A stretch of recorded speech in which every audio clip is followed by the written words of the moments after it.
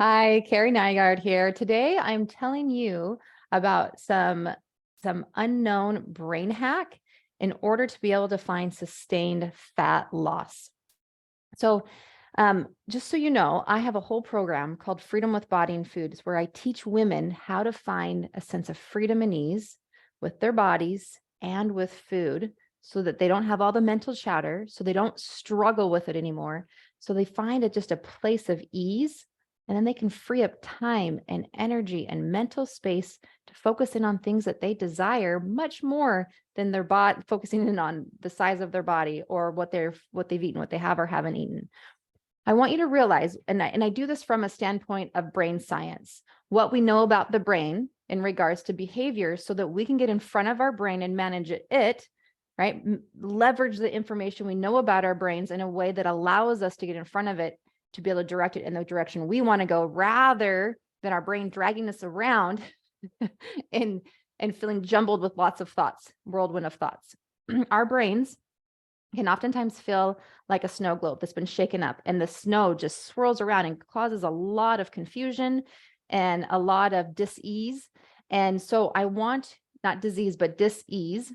I just want you to realize that when you understand some things about your brain, it makes life a lot easier because you're able to know what's going on here and how to manage it. In my greater program, I have a 12-week program called Freedom with Body and Food. And within that program, there are two things. Well, there's four big pillars, but two of the pillars are this. One is thought management, and the other one is emotional awareness. And why is this important? Because of brain science. All of your interactions that you have, your relationship with your body and with food, the results that you have in your life right now with body and food are a reflection of the thoughts and the emotions that those thoughts cause. It's the meaning that you have attached to these things in your life. And when you become aware, when you understand a few simple things about how to watch your brain and how to watch the thoughts from a way of not judging and shaming yourself, but from a way of just like being compassionately curious when you see it, then you can notice and decide, is this a helpful thought? Is this a serving thought? Or is this not a serving thought? And I want you to be careful because sometimes what we think is a virtuous, helpful thought in its application, the way it plays out in your life is actually, it is not a helpful thought. An example of this would be, I just want to be healthy. Now, somebody might think I just want to be healthy and it's just a thought. Okay, remember, it's not a fact. Facts are quantitative things that you could put into a court of law.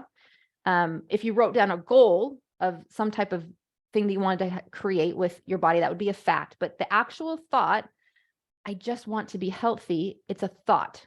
Okay. And when you think it, in order to know if it's a helpful thought or not, you want to decide, you want to access and understand what emotion does this thought create. Our thoughts are what create our emotions. And everything that we do as human beings, our brains are highly motivated by emotions. Every emotion you feel or every action you take is fueled by an emotion. There is not anything that you do behavior-wise, any action you take that is not fueled by an emotion or a feeling. I use those two words interchangeably. For example, if you're angry and you're pretending not to be angry, that's still an action you're taking. Those are actions you'll be taking, this pretending, from the actual, anger of emotion. So we want to watch these thought emotion patterns that are going on in our head because that's what creates our result. So if you feel out of control with food, if you feel like you hate your body and you feel like you binge and you have emotional eating and stressing and all of these things, these are a result of the thoughts that you have in regards to food and body in your life. And so if you want to brain hack your way to be able to release weight off your body in a way that's sustainable, you have to create the internal framework to create that result. If you continue to hold a belief that is not helpful in just being someone who is at ease with body and food, then You can absolutely go on a diet and release fat or adipose tissue off your body, but it will not be sustainable because you'll always have this back and forth, this tension and worry that you're going to regain, because the internal framework, your thoughts and emotions, are not such to support that change. Everything in your life is a result of the thoughts and emotions you have in regards to each area of your life. That's just how that happens. Results do not come about because of the facts of your life. They come about because of what you make those facts mean in your life. So earlier, just a minute ago, I talked about this thought, I just want to be healthy. And you want to access, what is the emotion that thought creates for me? I just want to be healthy.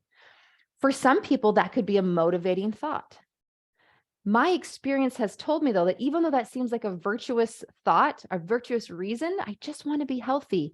More often than not, the types of emotions that thought creates for most people is feelings of not being enough, of desperation, of kind of this lack, failure type emotions.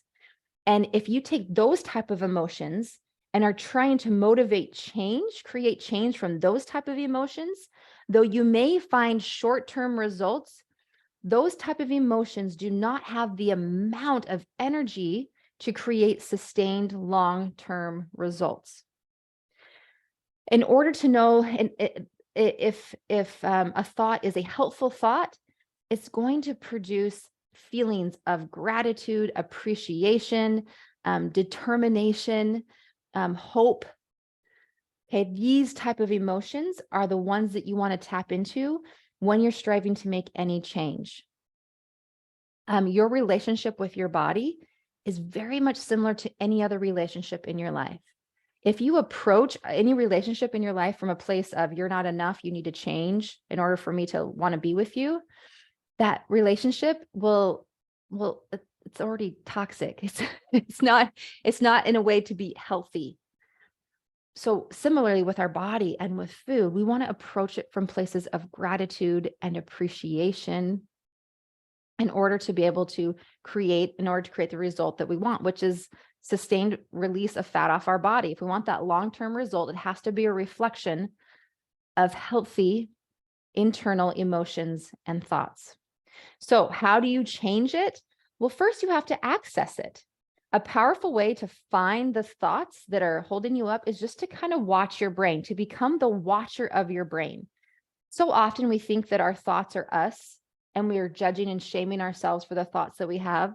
Guess what? Over 90% of your thoughts are just automated in the lower unconscious part of your brain. They're just ideas that the brain is constantly throwing out that are a result of different experiences or things, different things people have said, thoughts from the past. They are not you.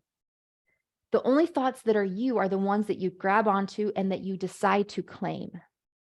So if you can just watch your brain and all the thoughts that your brain is spewing out, because it spews lots of thoughts out at you during the day, and just watch it as if it were an experiment, like you were watching a science experiment, seeing what would happen. Just watch these thoughts come out, keep the judge and shame and just put it on the shelf and just watch it from a place of this curiosity, like, oh, those are the thoughts that are in there. Even better yet, write those thoughts down that you notice your brain having. And then even more than that, watch the thoughts that you think that seem to be helpful and ask, what emotion is that thought creating? Is that emotion bringing abundance? Is that a motivating emotion? Does that emotion feel good?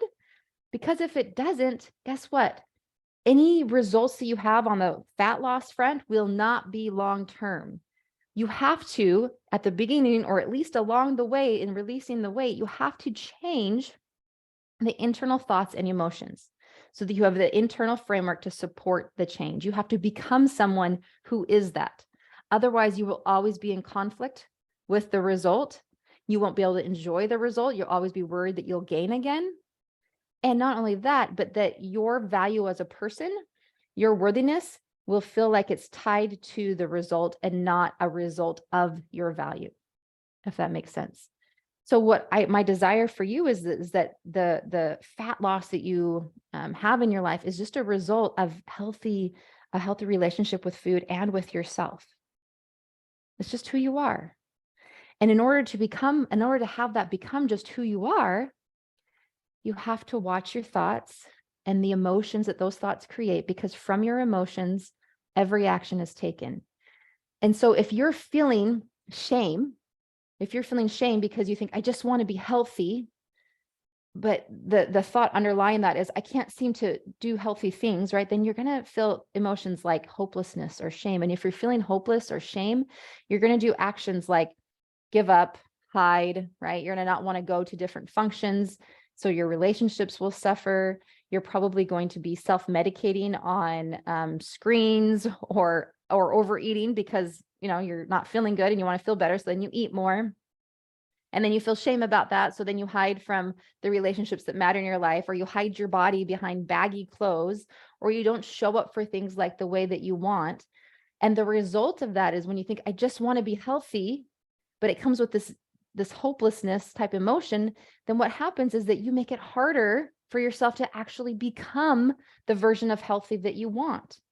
And tell me, what is more unhealthy, the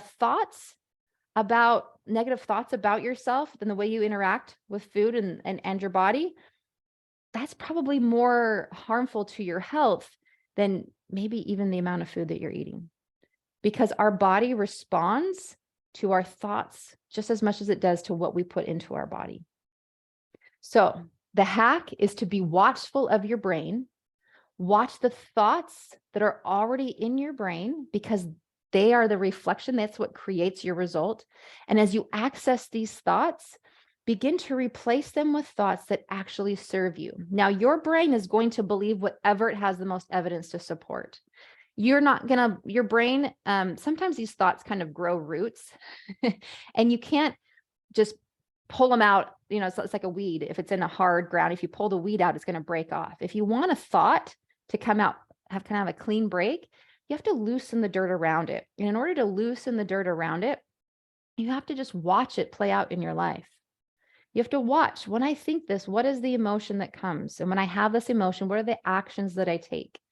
And from these actions, what results do I create for myself in my life? And then rather than thinking, I just want to be healthy, begin to think, I am already healthy. And then you focus in on all the things you already do that are healthy. And those things that you focus on, they do grow, because when you focus in on what's already working well, it creates the emotion that creates more of those actions. And then it creates the results that you desire.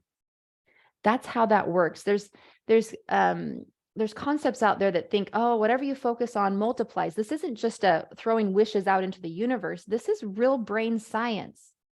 Your brain grows whatever it focuses in on. And when you can teach your brain what to think, and your brain identifies you with being a healthy person, and you show it all the healthy things you're already doing, and they're varied, then it begins to identify that I'm a healthy person.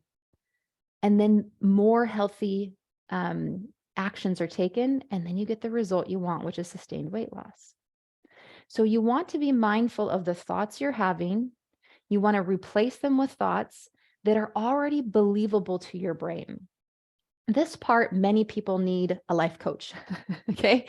So if you need help being able to watch your thoughts, even access your thoughts, understand this process, you can go to my free workshop. You go to carrienygaard.com/incontrol-workshop. I'll put it in the description. And you can join me for my free 3-day workshop. I'm doing it again next week, and I do it periodically. And then also, if you desire to join me in my 12-week Freedom with Body and Food program, shoot me an email, carrie@carrienygaard.com.